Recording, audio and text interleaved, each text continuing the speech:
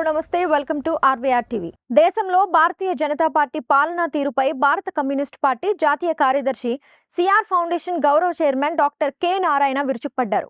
కొండాపూర్లోని CR ఫౌండేషన్లో సోమవారం చండ్ర రాజేశ్వరరావు 112వ జయంతి సందర్భంగా ఆయనకు నారాయణ ఘనంగా నివాళులర్పించారు.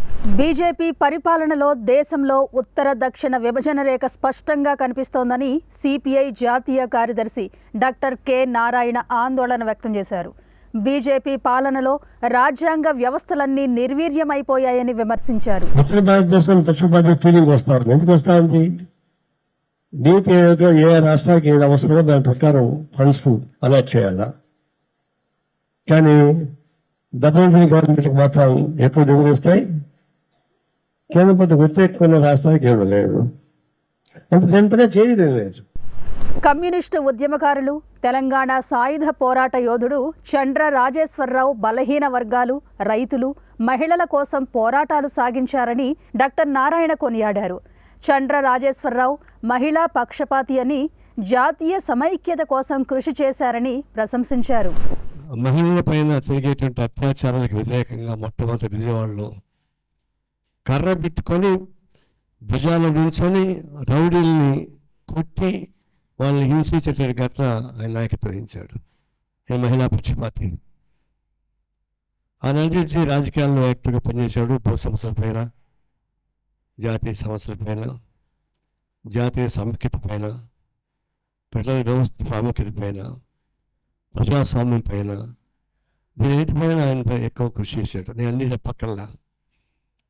జాతీయ సమైక్యతకి కృషి చేశారు. జాతీయ విచ్ఛిన్నకరణ ప్రయత్నానికి వ్యతిరేక పోరాటం సాగించారు.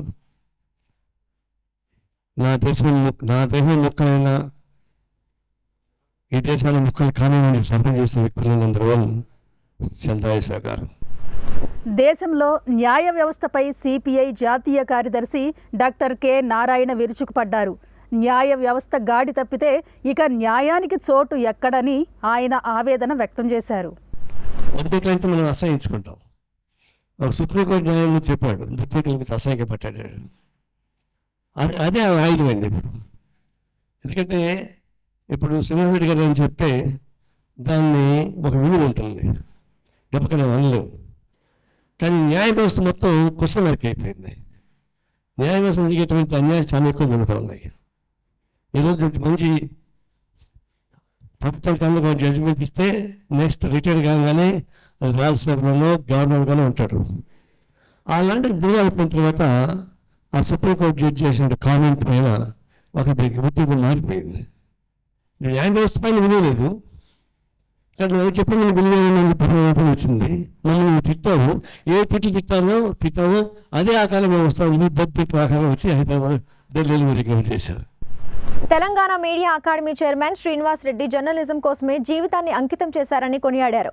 CR foundation chairman Muppalla Nageswara Rao, ప్రధాన కార్యదర్శి మాజీ ఎమ్మెల్యే పల్లా వెంకటరెడ్డి కూడా సభలో ప్రసంగించారు. చూశారు కదా, మరిన్ని ఇలాంటి ఇంట్రెస్టింగ్ కరెంట్ అప్డేట్స్ కోసం చూస్తూనే ఉండండి మన ఆర్వీఆర్ టీవీని. లైక్ చేయండి, షేర్ చేయండి, సబ్స్క్రైబ్ చేసుకోండి.